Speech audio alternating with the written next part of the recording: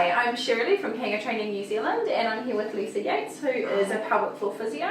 So Lisa is currently the only pelvic floor physio in Taranaki, and she is the only pelvic floor physio that is also a personal trainer. So she's trained in personal training as well, so she's got the whole package going. So we're going to ask Lisa a few questions just to help you guys kind of demystify about pelvic floors.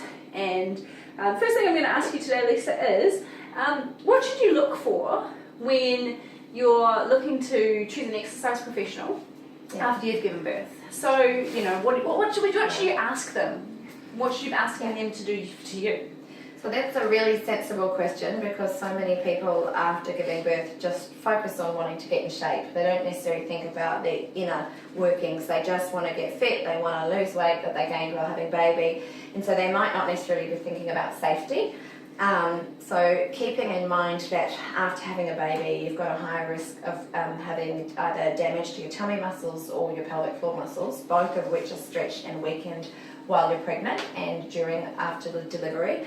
So keeping that in mind, I would say you want to look for a trainer who has some knowledge about postpartum exercise. I would be asking them, do they normally work with postnatal or postpartum mothers?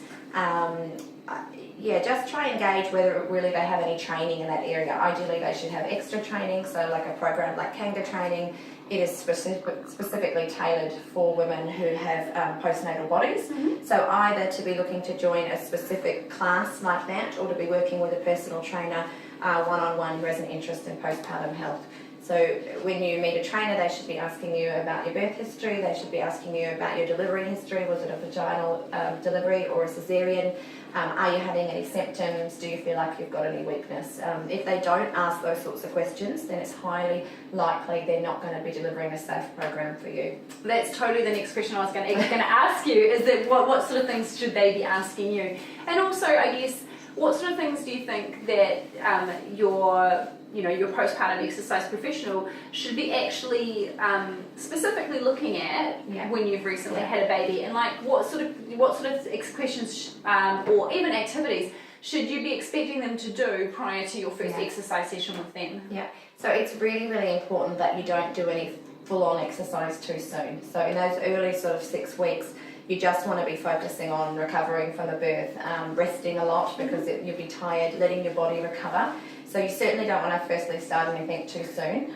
If you met with someone and they said, at 3 weeks, let's go for it, that's an absolute no-no. So nothing before 6 weeks. Then they should be looking to look at your posture. They should have a good look at your posture. They should have a look at your tummy muscles. Want to check if you've got any gap in between your tummy muscles. So sometimes when you're pregnant, the rectus abdominis can separate, the connective tissue there can separate to make room for the growing baby, and up to half of mothers can have a gap there, so they need to check if you've got any gap, which gives you then weakness. And they should definitely be asking you, do you have any symptoms of pelvic floor problems? 1 in 3 women who've had a baby will leak urine. And wow, really? Yeah, and all over half of all pregnant women leak urine, because while they're pregnant everything's a bit softer. So they should be asking about that. They should be asking, do you feel any heaviness or any dragging sensations, or do you have any pain in the pelvic region? Also pain in the pubic symphysis or in the sacroiliac joint. So then a program they designed for you is not going to exacerbate any of those problems. So you mentioned the separation of the abdominal wall. So is that reasonably common? Do lots of people get it? Yeah. Now, I mean, like I know that I myself had it. Can you fix it? Yeah. If you identify it early, so a lot of women will identify early in their pregnancy that later in their pregnancy, when they get out of the bath or they get out of bed, they can see like a funny shape, sort of almost a dome shape in their tummy muscles. So like right down the middle by the belly. Down the middle. And then when they do a sit-up, they can see a big gap in the muscles. So they can see a dome shape in the muscles. So if you identify that at any point, then it's highly likely you've got a gap. You could get a fitness instructor to check for you. We're going to do another video in a little minute on how to check for one, so you could check yourself. And if you suspect one, then it's a good idea you get someone to confirm it. So either go and see a women's health or a pelvic floor physio, or see a personal trainer who's been trained in that area. Sometimes the midwife will check for you too, so you want to confirm whether you've got a gap in the tummy muscles. Okay, and so are there exercises that you can do to absolutely. close that gap? Yeah. And what do you recommend that people do to kind of assist with closing that gap? If they've got a gap of more than 2 fingers, then it's advisable that they see a pelvic floor physio or a women's health physio to get specific advice. If it's just 2 fingers or less, then I would avoid any activity that makes that doming shape. So like crunches, sit-ups, heavy abdominal work, really like Pilates 100s, anything that's quite a lot of effort. They should really just be focusing on gentle core exercises, so engaging their transversus abdominis and pelvic floor for the early part, and really in the very early days, in the first 6 weeks, they can wear some tight underwear or some sort of lycra pants that come up quite high, just to like those encourage, belly bands. to encourage the muscles to come together.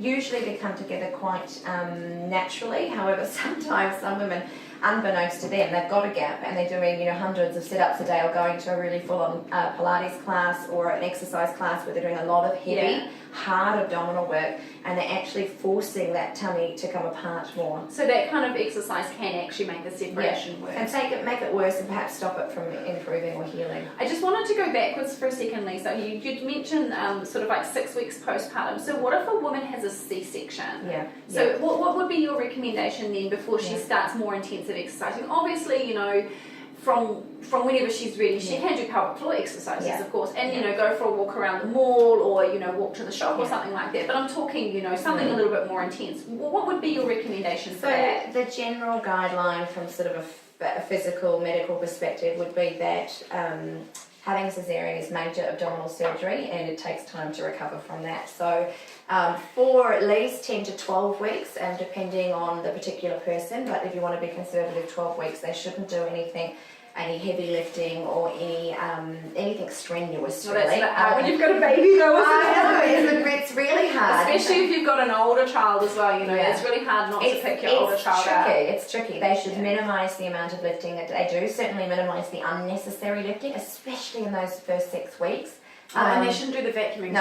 Get all husbands to do the vacuuming, but minimise the heavy work around the house. Not to get back into digging the garden 6 weeks postpartum, because sometimes you feel fine, you feel good, and you've got no pain.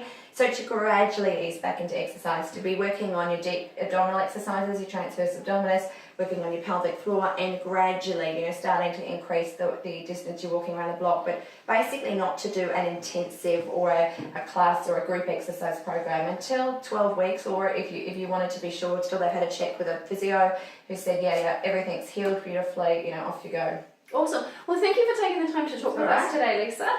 Lisa and I are going to be doing a series of educational videos for fitness professionals and for mums to sort of get some information about pelvic floors and about pelvic floor health. So please feel free to join in, tune in again, and watch some of our other videos.